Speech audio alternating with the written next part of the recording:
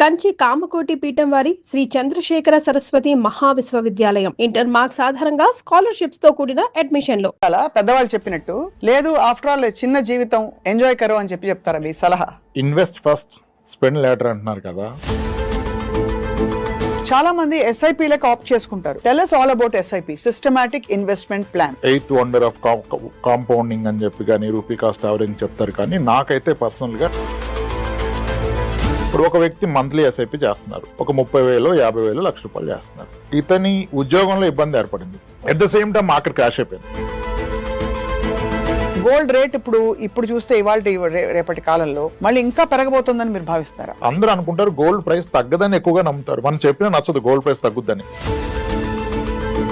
అదే నేను ఒక ఆర్నమెంట్ కొంటే గోల్డ్ ప్రైస్ తగ్గినా నాకు తగ్గిందేమీ లేదు, నా ఆర్నమెంట్ నాకుంది. అదే నేను గోల్డ్ బాండ్ కొంటే ఒక ₹10 మ్యూచువల్ ఫండ్స్ పెడితే మనం ఎంత లార్జ్ లో పెట్టాలి, ఎంత మ్యూచువల్ ఫండ్స్ మిడ్ క్యాప్ లో పెట్టాలి, ఎంత దీనిలో పెట్టాలి? ఇప్పుడు నా కూతురు పెళ్లి గురించి, నా కూతురు చదువు గురించి ఇంకో 14 ఏళ్ళు వెయిట్ చేయగలను అంటే ఐ కెన్ గో అగ్రెసివ్ కదా. Maybe small caps, mid caps consider చేయొచ్చు. కానీ 3 ఏళ్లలో కూతురు పెళ్లి ఉంది అంటే.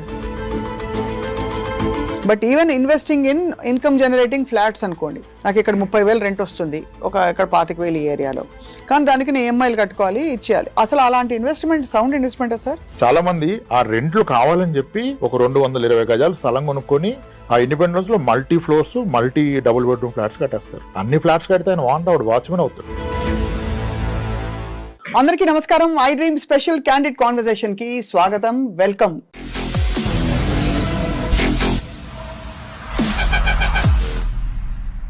బేసికలీ డబ్బులంటే బాగా తాత్వికంగా ఉండే వాళ్ళకైనా సరే, లౌకికంగా ఉండే వాళ్ళకైనా సరే డబ్బు పట్ల ఒక విధమైన రెస్పెక్ట్, ఒక విధమైన ఇష్టం ఉంటుందన్నది ముమ్మాటికి నిజం. అందుకే ప్రతి పైసా ఎక్కడ పెట్టుబడి పెట్టినా, మన బీరువాలో దాచుకున్నా దాని వాల్యూ తగ్గకూడదని తపన పడిపోతూ ఉంటారు అందరూ.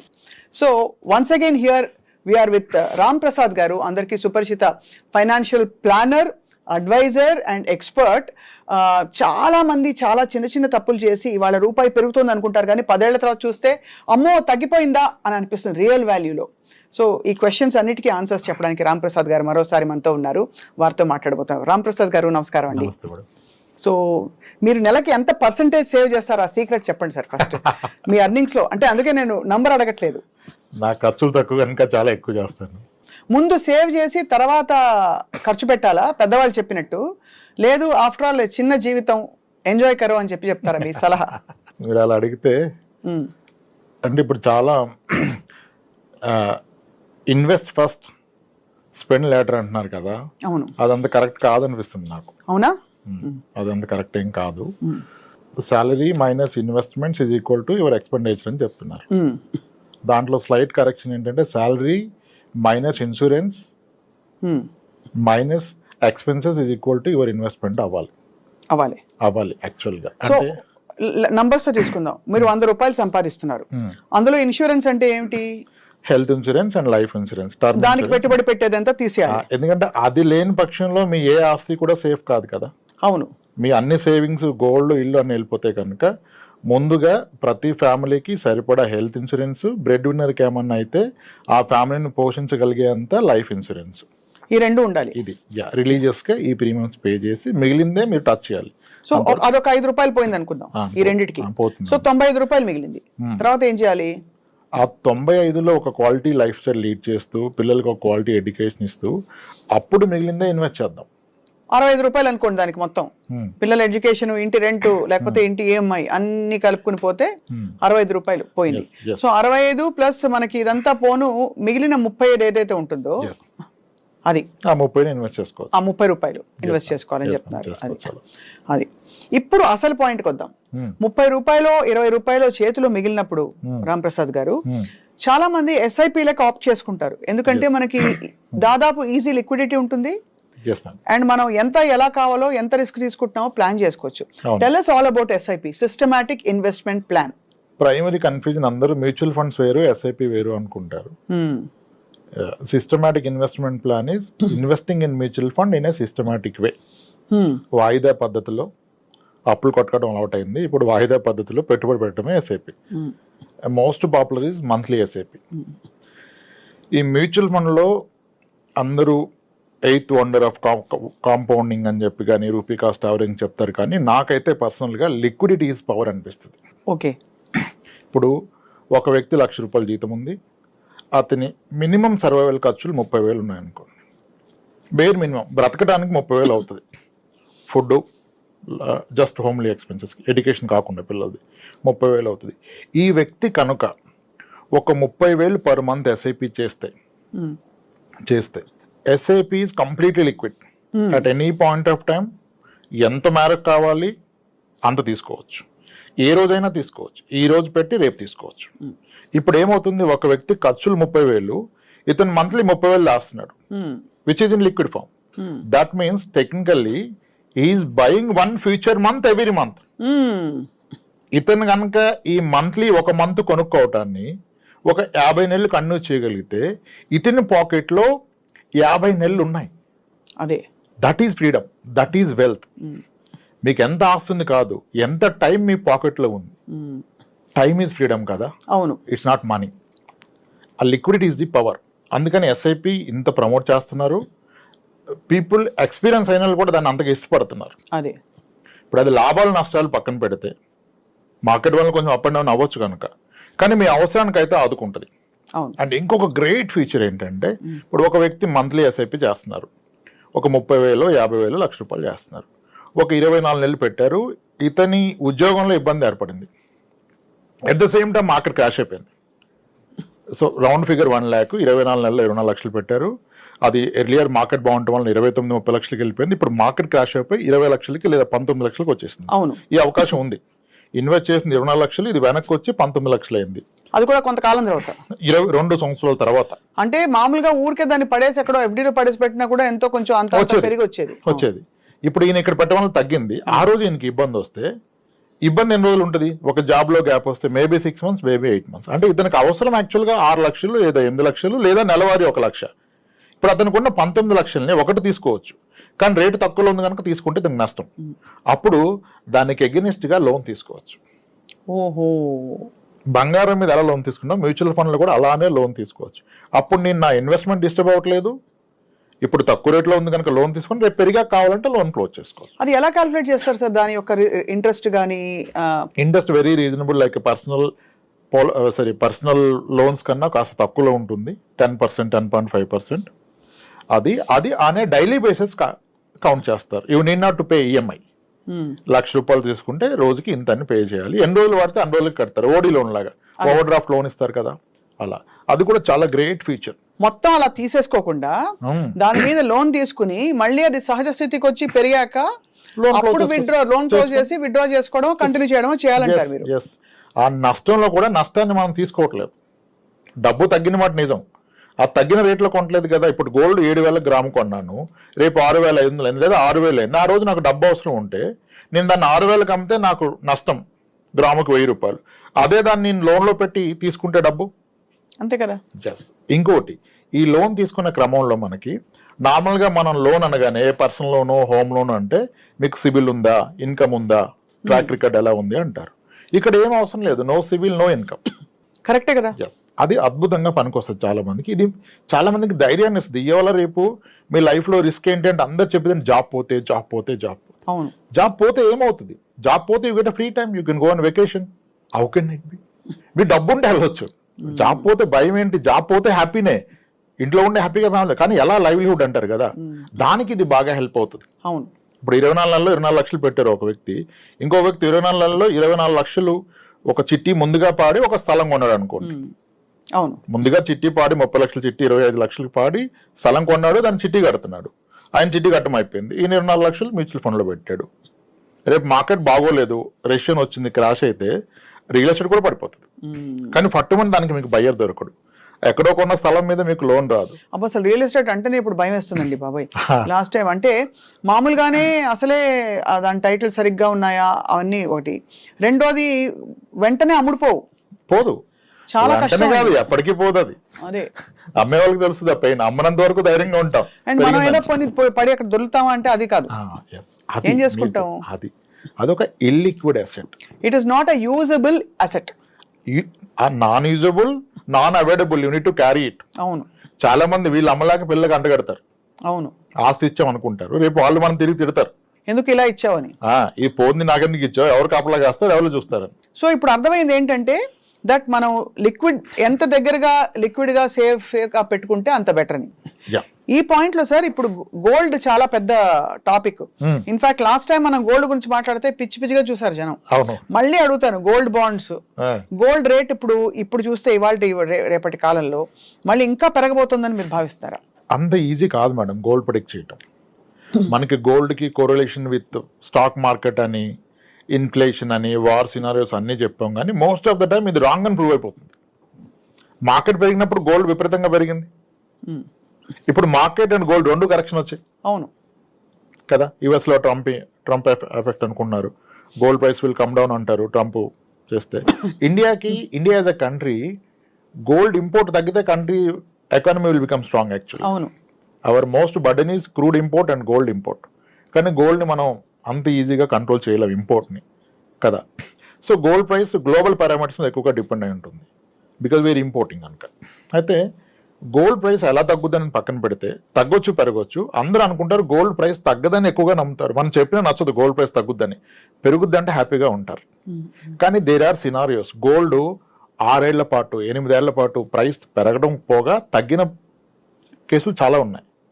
మీరు చూస్తే 2012 నుంచి 2018 వరకు గోల్డ్ ఇంచుమించుగా 15-16% తగ్గింది. 32,000 10 గ్రామ్స్ ఉన్న గోల్డ్ అది 24,000-26,000కి వెళ్ళిపోయి 2012 తర్వాత అలా పడిపోయి 2018లో మళ్ళీ 32,000కి వచ్చింది. ఇది ఎవ్వరూ గ్రహించరు. ఇక్కడ ఎందుకు ఈ పాయింట్ చెప్తున్నానంటే, అదే నేను ఒక ఆర్నమెంట్ కొంటే గోల్డ్ ప్రైస్ తగ్గినా నాకు తగ్గిందేమీ లేదు, నా ఆర్నమెంట్ నాకుంది. అదే నేను గోల్డ్ బాండ్ కొంటే గోల్డ్ తగ్గితే నా రూపీ తగ్గిపోయింది. అవును, గోల్డ్ కాయిన్ కొన్నా తగ్గిపోయింది, ఎందుకంటే I'm not consuming it. Ornament gold కొడితే వేస్టేజ్ మేకింగ్ చార్జెస్ లో పోతుంది. ఎంత పోతుంది? 15, 18, 20. కానీ దాన్ని వేసుకోవడం వల్ల వచ్చే తృప్తి ముందు ఆ 18, 20 కొలలేం కదా అసలు. అట్లీస్ట్ ఆ తృప్తి అయినా వస్తుంది. అది వస్తుంది, అది వచ్చినప్పుడు తగ్గితే తగ్గినట్టు కాదు. హారం సైజ్ తగ్గదు, వడ్డానం ఏం తగ్గదు. అవును, కానీ అదే మీరు బాండ్ లో పెడితే మీ అమౌంట్ తగ్గిపోయింది. అవును, మీరు కాయిన్ కొంటే కాయిన్ వాల్యూ తగ్గిపోయింది. కాయిన్ మీరు వాడుకోలేరు, కాయిన్ డబ్బు దాన్ని కన్వర్ట్ చేస్తేనే కదా వాడతారు. అవును. సో కాబట్టి ఆర్నమెంట్ ఈజ్ బెస్ట్. ఆర్గ్యుమెంట్ ఏంటంటే వేస్టేజ్ మేకింగ్ అంటారు, అది లేని దేనికి షేప్ రాదు కదా. అంతే. ఇప్పుడు సార్, ఇప్పుడు ఇందాక మనం ఎస్ఐపిలు అంటే మ్యూచువల్ ఫండ్స్ గురించి మాట్లాడాం. లార్జ్, మిడ్ క్యాప్, ఇంకా స్మాల్, ఇవన్నీ పేర్లు వింటూ ఉంటాం. ఒక 10 రూపాయల మ్యూచువల్ ఫండ్స్ పెడితే మనం ఎంత లార్జ్ లో పెట్టాలి, ఎంత మ్యూచువల్ ఫండ్స్ మిడ్ క్యాప్ లో పెట్టాలి, ఎంత దీనిలో పెట్టాలి? అది నేను పెడుతున్న అమౌంట్ కాదు, నేను పెడుతున్న టైం హారిజన్ బట్టి అది ఎంత కాలం పట్టగలిగేదాన్ని. తక్కువ కాలానికి అయితే లార్జ్ క్యాప్లు, ఇంకా తక్కువ కాలం అయితే hybrid equity, mix of debt and equity, ఇంకా తక్కువ కాలం అయితే డెట్ లో కూడా short term debt, something like liquid fund, అటువంటి ఫండ్స్ లో పెట్టుకోవాలి.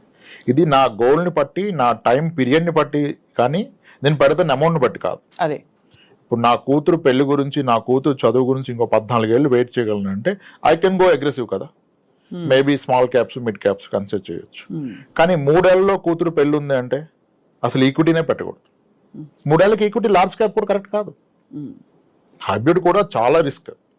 అంతే. 3 years లో నెగిటివ్ రిటర్న్ వస్తుంది, ఖచ్చితంగా నెగిటివ్ రిటర్న్ వస్తుంది. సో మన అవసరాన్ని, దానికి ఉన్న టైంని బట్టి కేటగిరీ ఆఫ్ ఫండ్, నాట్ మన అమౌంట్. అదే మనకి కార్తీక మాసం అయిపోయింది, పెళ్లిళ్ళ సీజన్ వస్తుంది. ఒక చాలా ఎక్స్పీరియన్స్డ్ ఫైనాన్షియల్ ప్లానర్ గా మీరు చెప్పండి సార్, ఎవరిని తప్పు పట్టలేం, కానీ ఇంత లక్షలు కోట్లు పెట్టి పెళ్లిళ్ళు చేయడం గురించి మీ అభిప్రాయం ఏంటి సార్? అయ్యో అద్భుతం కదా మేడం. అంతేనా? చేయగలిగే స్తోమతను చేసుకోవడం మంచిది కదా. అంతేనా? That contributes to economy. ఈ మ్యూచువల్ ఫండ్స్ పెరగాలంటే ఎవరో ఖర్చు పెట్టాలి కదా. అంతే అంటారు. ఇదంతా సర్క్యులేట్ అవుతుంది కాబట్టి ఏం పర్లేదు అంటారు. లేదు, ఒక తండ్రికి ఎంత అనుభవం మిగులుతుంది ఖర్చు పెడితే, స్థాయికి మించి కాదు, పెట్టగలిగిన వాళ్ళు పెట్టవచ్చు. అదే అంటే నీకున్న ఓవరాల్ నెట్వర్త్ లో ఎంత పెడుతున్నావు అనేది ఇంపార్టెంట్. అది ఎవరి స్థాయికి వాళ్ళకి. 10 కోట్లు ఆస్తున్న వ్యక్తి దాంట్లో ఒక 5% ఖర్చు పెట్టుకుంటే అతనికి లైఫ్ టైం అచీవ్మెంట్. సో మీ దృష్టిలో ఒక నెట్వర్త్ లో ఒక 10% వరకు ఓకే, అంతేనా? మీకు ఓన్లీ కిడ్ ఉంటే, 2 కిడ్స్ ఉంటే ఆ 10 లో 2 పెట్టుకోండి. అంతే. It again depends. యాక్చువల్గా ఇప్పుడు అందరి దగ్గర డబ్బు ఉందండి, ఈ డబ్బును ఇంకా పెంచుతా అంటున్నారు, కానీ ఈ డబ్బును అనుభవించగలనా, నాకున్న లైఫ్ టైం ఎంత? ఇక్కడ క్వశ్చన్ మీకు ఎంత ఉందని కాదు, మీరు మీ డబ్బును క్రాస్ చేస్తారా, మీ డబ్బు మీ జీవితాన్ని క్రాస్ చేస్తుందా?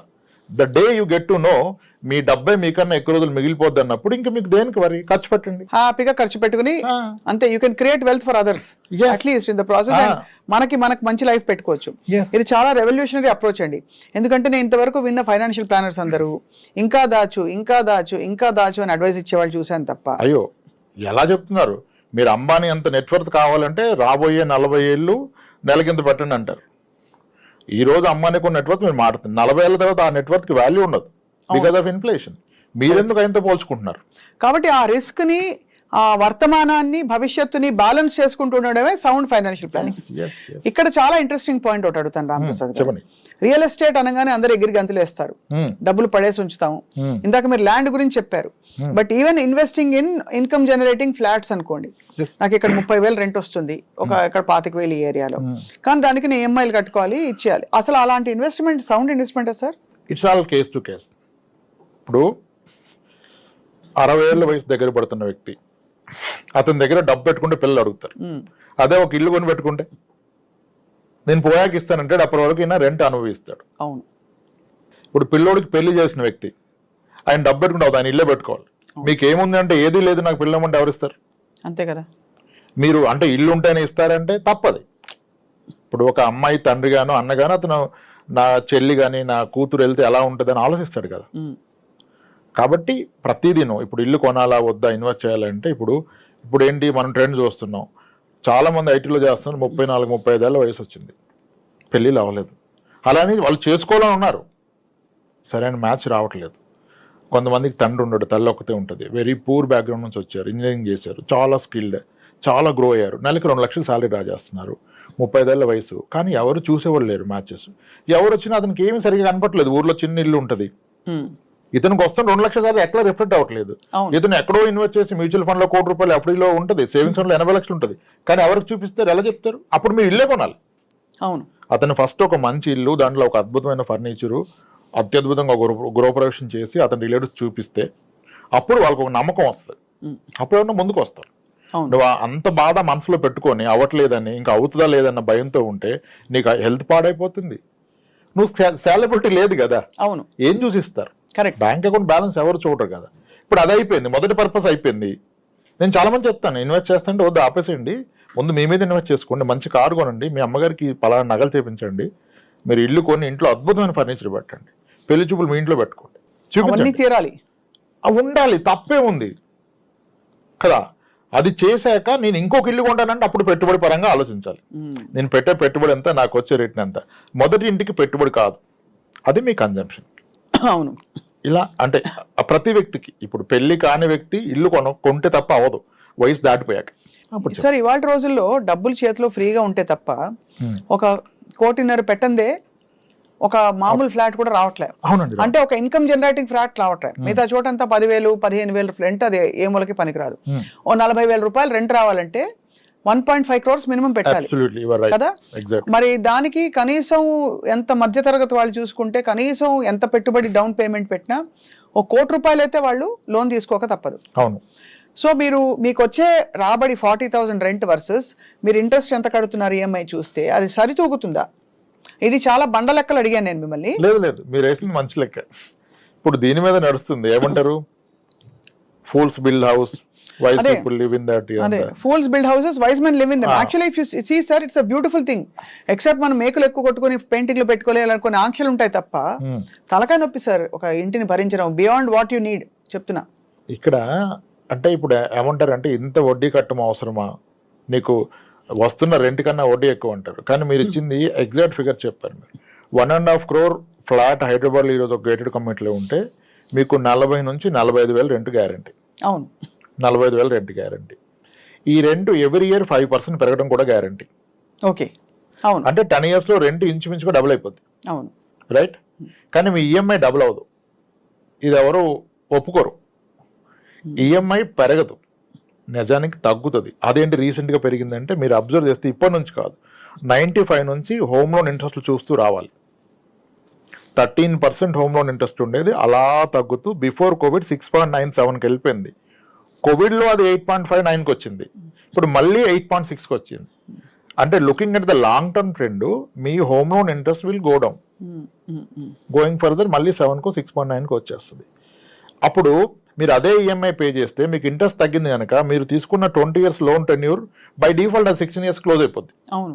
ఆన్ ద అదర్ సైడ్ మీ rent will double in 10 years. Then EMI and rent is becoming equal in 10 years. Equal. And 10 years లో మీ ప్రాపర్టీ వాల్యూ కూడా డబుల్ అవుతుంది. సో మీరు అనడం ఏంటంటే ఇలాంటివి పెట్టుకున్నప్పుడు వెంటనే కాదు రిటర్న్స్, ఓవర్ పడుతుంది. పీరియడ్ ఆఫ్ టైమ్ ఒక బ్రేక్ ఈవెన్ పాయింట్ అయ్యాక మీకు యాక్చువల్ రిటర్న్స్ రావడం మొదలెడతాయి. అవుతుంది. 10 years లో most of the apartments are become double. ఎవరు ఒప్పుకోరు, అపార్ట్మెంట్ డిప్రిషియేటింగ్ అసెట్ అంటారు. No, the fact is Hyderabad లో గత 40 ఏళ్ళుగా కొన్న అపార్ట్మెంట్స్ ప్రతి 10 ఏళ్ళకి రెట్టింపు అవుతూ వచ్చింది. 20 years తగ్గిపోద్ది, 10 yearsకి ఏం లేదు. సోమాజిగూడలో క్రాంతి శిఖర ఒక అపార్ట్మెంట్ ఉంటుంది, 1987లో ₹1,00,000 లోపల అమ్మారు. ఎక్కడ డిప్రిషియేట్ అయింది? అదే కదా. శారదా స్టూడియో పక్కన కీర్తి అపార్ట్మెంట్ ఉంటుంది, లాల్ బంగ్లా ఎదురుగా దివ్యశక్తి అపార్ట్మెంట్ ఉంటుంది. ఇవన్నీ 1,00,000-2 లక్షలు కొన్న అపార్ట్మెంట్లు ఈ రోజు 40 లక్షలు పైమాట, 60 లక్షలు పైమాట. అపార్ట్మెంట్ డిప్రిషియేషన్ లేదు, కానీ ఎవరు ఇది పూర్తిగా వినరు.